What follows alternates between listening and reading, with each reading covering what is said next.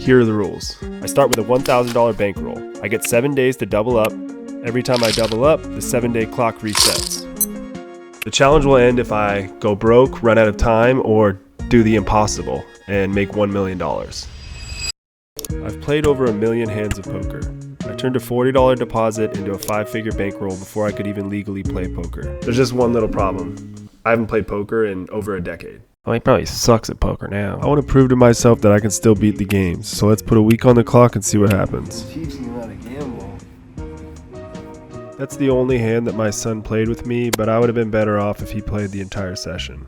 We get dealt ace-king, and this little freak next to us raises. He's been raising almost every hand, so we get into a 4-bet pot with him. We don't hit this flop at all, but we turn an ace. We try to get a little tricky and go for a check jam. Fortunately, he does not bet. A 9 on the river seems safe. I go for value. When this maniac shoves all in, I feel like I have to call, but unfortunately he hit the 2 out. We are getting our money all in again with top pair, top kicker like a total bot. We lose to the almighty Queen 5. Well played, big fella. Session 1 is in the books. I got my ass kicked today, down 388. Not how we wanted to start. We hit the ground running in day 2.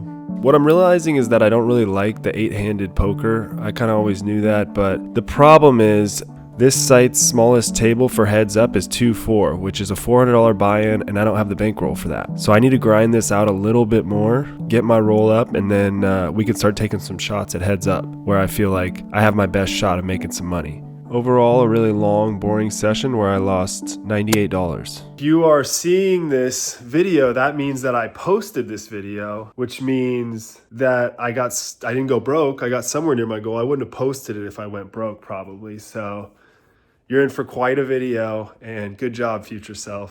In day 3, the tides began to turn. We started off hot with pocket kings. We flop a set, and our pal Big Lick 96 punts off his whole stack with pocket 3s. Seeing that hand gave me the confidence that I needed to rally back into this challenge. We began to roll through this session, winning pot after pot, getting paid with our big hands, and minimizing damage when we get absolutely coolered on the river. Oh my God, Bonnie. Okay, the momentum has shifted, but we have a lot of ground to make up in only a few days, so we got to keep it rolling. Starting to really stack some winning days up. On day 4, we won about 180 bucks. On day 5, we passed up that $1,000 mark that we started at. Total of $22 in profit, so making about $1 an hour. We just need to put in 1,000 hours in the next 2 days to get to the goal. All right, it's the morning of day 6. We're about to go up in that tree and play some heads up poker. We get Wi-Fi up there, so I might as well use it. We're gonna be playing heads up, the gladiator sport, and we're not coming down until we hit our $2,000 mark. And if we hit 0, we're jumping out of the tree. First hand we're looking at here, we got ace king. We 3-bet, he calls. Don't mind this flop with 2 overs and a gut shot. When he check raises here, I think he has a lot of draws and bluffs because he's 4-betting his pocket jacks and pocket queens pre-flop. He's 4-betting his ace queen. He doesn't have any queen 6 or jack 6 in his calling range pre-flop. I think jack queen and pocket 6s are the 2 hands that I can actually be scared of, maybe king queen. So I think he has way more combos of straight draws, backdoor flush draws, and other kind of garbage. So we call. He bets again on the turn. I'm pretty sure I can profitably call here, but the wheels start turning. If I shove all in and he folds, I'll instantly make $214. If he calls, it costs me $332. We now have a $790 pot. If we say my aces and kings are good sometimes and my 10s to the nuts are always good, I could give myself roughly 20% equity or $158. So the call scenario nets out to negative 174 EV. So if I can weight each scenario, call and fold to 50-50, we can add both scenarios together and divide by 2, and we get $20 in EV. So if all these assumptions are correct, which they're not, this play would make me $20 in the long run. Even if this play is marginal and not profitable in a vacuum, it could have implications for the rest of the match that would be plus EV. So I go ahead and shove over the top. That was a long way of saying we were on the right side of this coin flip this time, and he folded. Remember to subscribe if you want to see more unhinged poker stuff like this. That guy quickly skedaddled after that, but it didn't take long for us to get some more action. I decided to highlight this hand because it is the most egregious poker play I've ever seen in my entire life. This man calls the flop, calls the turn, the river goes check check, and he shows down 10-8. Probably the worst hand you could possibly find on this board. Not really sure what to think about this one. We are feeling ourselves after a couple small wins, but we need somebody to sit down for more than just a few hands, and then we get another challenger. We find ourselves heads up against the Ninja Turtle himself. We try and take away this turn and this river. I like repping this flush, but unfortunately we run into the king. We find ourselves in another big pot with the monster 410 suited. We shove over the top on this turn, and this time he folds. And all that bluffing starts to pay off when we start making hands. And then we get a premium. Pocket tens. We 3-bet and get a call. And we couldn't really get a prettier flop than this. So we throw in a tiny little bet. He does not have a lot behind.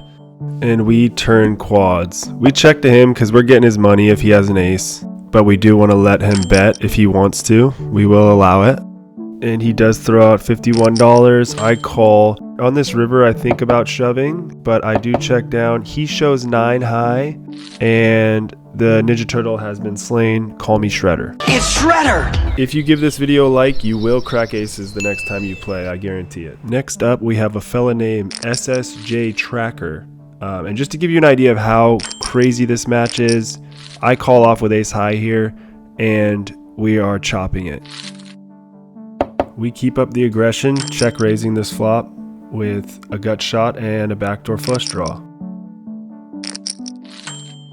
And I don't think he likes this ace very much, so I'm just going to take this pot. This match has been so aggressive that I'm stacking off with this mediocre hand, but we do have 9 outs to improve. We don't get there. We give one to the tracker man. But it seems like he wants to give it right back because he calls a $100 4-bet pre-flop, and we see that beautiful ace in the window. He shoves and we give it a call, and he has a hand. Unfortunately, after that donation, he decides to leave, but then he's back with $600 this time, and I'm starting to sense that this man might be a little bit tilted. We are liking this flop. We turn the straight, and it's about to get violent.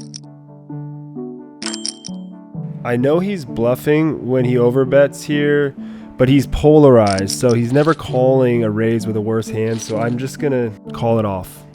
His open size has now gone to $16, and he is exhibiting all the signs of a man that's in the full throes of tilt. Normally, I would consider check raising this flop, but I'm just gonna keep it small, and boom, we turn the nuts. I go for a min raise to try and induce a spaz attack. Here we just bet $100 and he pays us off. This guy just starts doing all kinds of weird shit, like min 3-betting. I flop an open-ended, and we keep our foot on his neck. And then this man gets his holes ripped open on the turn.